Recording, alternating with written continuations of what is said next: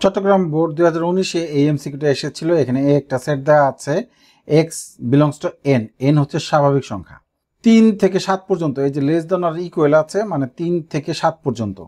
তাহলে এ সেটকে যদি তালিকা পদ্ধতিতে প্রকাশ করি তাহলে কি হবে? 3, 4, 5, 6, 7, অর্থাৎ 3 থেকে 7 পর্যন্ত সকল স্বাভাবিক সংখ্যা। তাহলে এখানে বলেছে এ সেটে মৌলিক সংখ্যা 3টি। আচ্ছা দেখি মৌলিক সংখ্যা কয়টা। 3 একটা মৌলিক সংখ্যা, 5 একটা মৌলিক সংখ্যা, 7 একটা মৌলিক সংখ্যা। হ্যাঁ, কথা সত্য, তাহলে 1 নম্বর সত্য। এবার বলেছে এ এর উপাদান সংখ্যা 16। এখানে আমরা জানি পাওয়ার সেট, এই যে পি এ এর উপাদান সংখ্যা, পি এ মানে এ এর পাওয়ার সেট। আর পাওয়ার সেট তো আমরা সবাই চিনি যে সকল উপসেটগুলো নিয়ে যে সেট, সকল উপসেট নিয়ে যে সেট সেটাই হলো পাওয়ার সেট। তাহলে এখানে 1, 2, 3, 4, 5 টুর পাওয়ার এন, সূত্র হলো টুর পাওয়ার এন উপসেট সংখ্যা বের করে বা পাওয়ার সেটের উপাদান সংখ্যা বের করে। তাহলে টুর পাওয়ার 5, তাহলে টুর পাওয়ার 5 সমান কত? ক্যালকুলেটর চেপে তোমরা বের করতে পারবে খুব সহজে।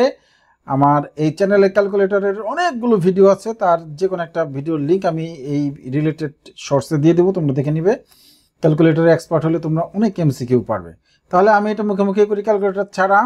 2 দুগুণে 4, 4 দুগুণে 8, 8 দুগুণে 16, 16 দুগুণে 32, অর্থাৎ 5টা 2 গুণ করলে এখানে 32 হয়। আর এখানে দিচ্ছে 16, যদি 32 থাকতো তাহলে ঠিক ছিল, তাহলে এটা ভুল। আবার এখানে বলছে এ সেটে 3 দ্বারা বিভাজ্য সংখ্যা 2টি।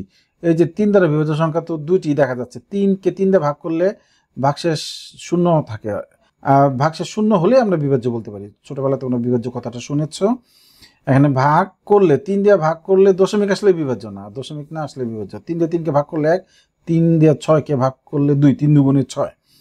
তাহলে 2টি কথা সত্য। এখানে 3 এবং 6 হলো 3 দ্বারা বিভাজ্য।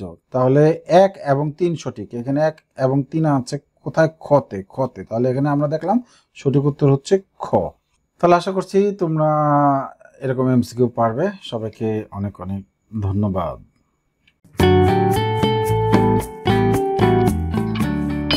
গণিত ক্লাস।